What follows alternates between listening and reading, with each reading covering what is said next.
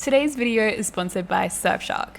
So today, the day I'm actually filming, it is the season 2 finale of Euphoria, which means it's about time I did another lookbook. Of course, I did one for season 1, and I think it is still my most watched video to date, so hopefully you guys enjoyed this one just as much. I feel like a lot of the character's style evolved a bit over the break and definitely up to the price tag, so please keep in mind I'm not doing any exact recreations or anything like that. This is pretty much my interpretation of what I saw them wearing and then how I would style them using my own wardrobe. But hopefully I've still managed to capture everyone's vibe correctly, and let me know who you guys think are the most stylish characters. Okay, I decided to start out with Jules. To me, she is just the standout when it comes to styling. She's always making more interesting choices and definitely uses it as a form of self-expression. For example, in the first half of this season, we saw her experimenting with more gender neutral and casual clothing items than we had in the past. But even so, she still managed to bring an element of fun to the looks, which is obviously what I'm trying to channel with this first outfit. At its core, it's still just jeans and a t-shirt, but with a few extra embellishments and accessories, instantly it feels like more. Although I didn't have any statement tie-dye jeans like hers, I really do like the wash and zips on these. And I kind of just carried on that blue and white theme throughout the rest of my look, including my makeup. This time I wanted to do something a bit more dressed up, so consider this what Jules would have worn to the New Year's Eve party if she was stuck with my wardrobe. Something I really admire about Jules's styling is her use of layering. It is done to perfection every time, so it inspired me to actually pile on 3 tops today, as well as a bunch of jewelry. I wanted to share how it looked without the top layer as well, because I think this is still a very cute look and definitely honing in to those pastel tones that we often see her in. With that being said, I did still team it with some chunky black accessories just so we don't lose that cool girl energy she has.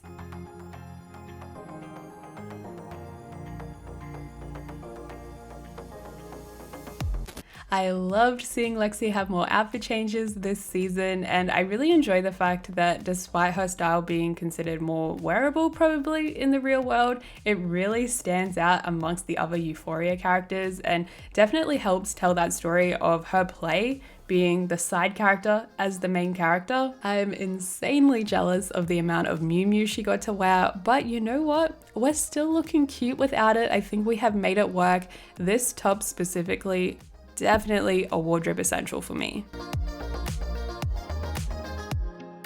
I was very excited in episode 2 when she popped up wearing this blue cardigan that I actually already owned. Although truthfully, this is not typically how I would have styled it. When I first put it on with just the pants, I was feeling very blah, very boring, but I don't know what sort of magic is in this simple belt, but instantly I was feeling the academia fantasy, and although it's not my personal style, I actually think this looks really good, and most probably more school appropriate than anything in this video.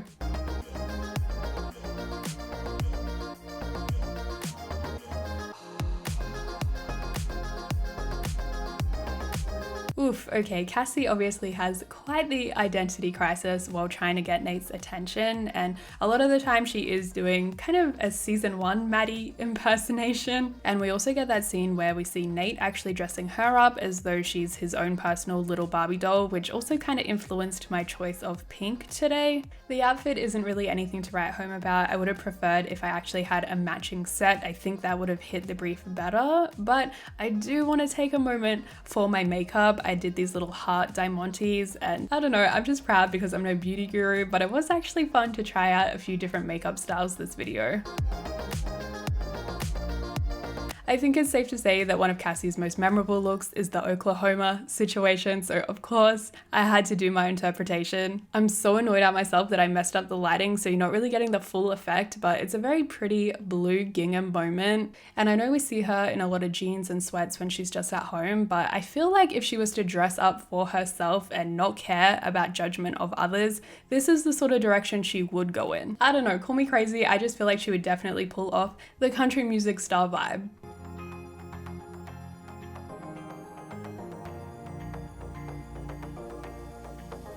I'm just sneaking back in here to have a chat with my fellow TV and movie lovers because I have a feeling you're gonna love today's video sponsor, which is award-winning VPN Surfshark. They have my back when it comes to getting the most out of my streaming services. For example, the version of Netflix you see can be completely different to someone on the other side of the world, but with Surfshark you're able to quickly and easily change those location settings and instantly have access to a ton more content. Obviously everyone has their personal preferences. I'm often signed into either Singapore for anime or UK so I can watch Drag Race without having to purchase a separate streaming account, but there's definitely a location out there to suit everyone's taste. And the great thing about Surfshark is that they actually offer unlimited devices under just one account. So if you share your Netflix with family or friends, you don't have to worry, you've got them covered too. And on top of all the fun stuff, of course, they got you covered for the important things too, like ensuring your privacy and safety online by protecting all of your personal information. You can use my code SPOTLIGHT for 83% off plus 3 extra months for free. And since Surfshark offer a 30-day money-back guarantee, you can try it all risk-free via the link on screen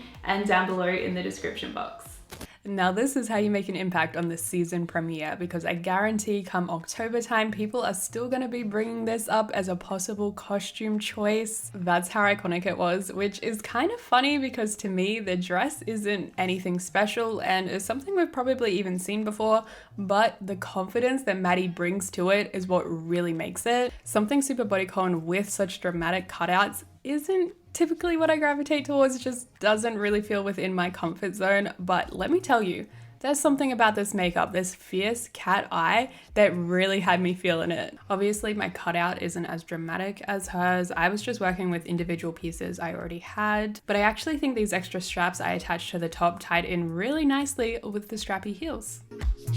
There was a definite switch in Maddie's color palette. Season 1, there was a lot of purple. This time around, there was a lot of this green shade, which I think complemented her beautifully and almost gave a more mature aura. I swear if I had posted this outfit with bike shorts at the end of last year, the TikTok girlies would have eaten me alive for chuggy trends. So I was very pleased to see Maddie still rocking them and still looking fabulous, mind you. I don't know, I thought it was just an encouraging little reminder that even if trends go out of style, if you like it, still wear it.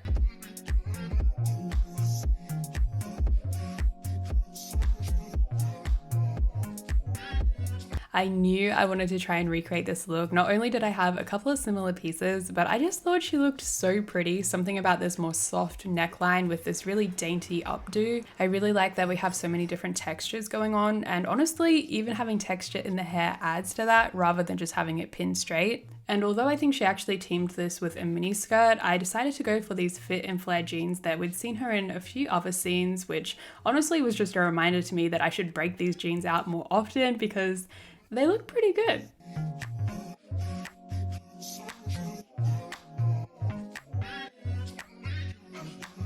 Obviously, overall, Rue's style is a lot more casual than most, but with that being said, they did still style her in a vintage Jean Paul Gaultier vest for the house party. Unfortunately, we're not finding anything like that in my wardrobe, but I am going for more of the house party sort of vibe with this fit. I feel like these crop t-shirts teamed with a more oversized menswear shirt unbuttoned is definitely up her alley. And then just teaming it with a subtly printed trouser is the cherry on top.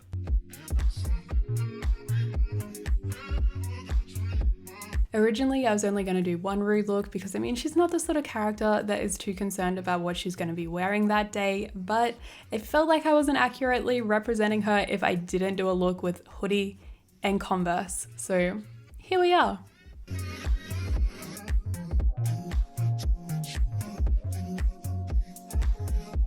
It's a miracle we even have any outfit choices for Kat, considering how dramatically they cut her storyline this season. But when we did get to see her, she was looking amazing. And in season 1, she definitely had quite a dramatic realization of trying to find her personal style. This season, it feels as though she's reined it in a little bit and perhaps is just settling into her style more. I really liked this particular look, probably because the combo of cardigan and midi length skirt is something I often gravitate towards. It's simple, it's cute, and it kind of has a 90s feel to it, hence my accessory choices of chunky shoes and choker.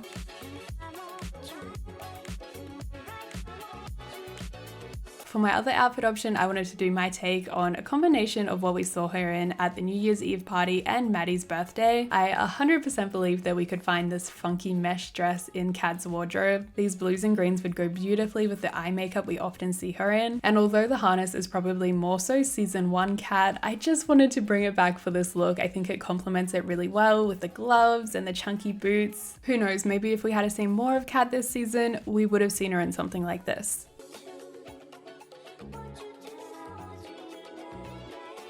Okay, low-key, I feel like Faye's style was my favorite this season, perhaps because I also like to dress funky, but not really leave the house. There was certainly an abundance of booty shorts. These ones are actually just my pajama shorts, but you know what? The colors were working well. I've got this vintage mermaid manga t-shirt, which would totally be up her alley. To give it a little bit more oomph, I added on this pink puffer vest and a couple of tacky necklaces. She's also very much about the socks and sneakers, so I broke out my favorite pair for the occasion, and I think this is my favorite fit.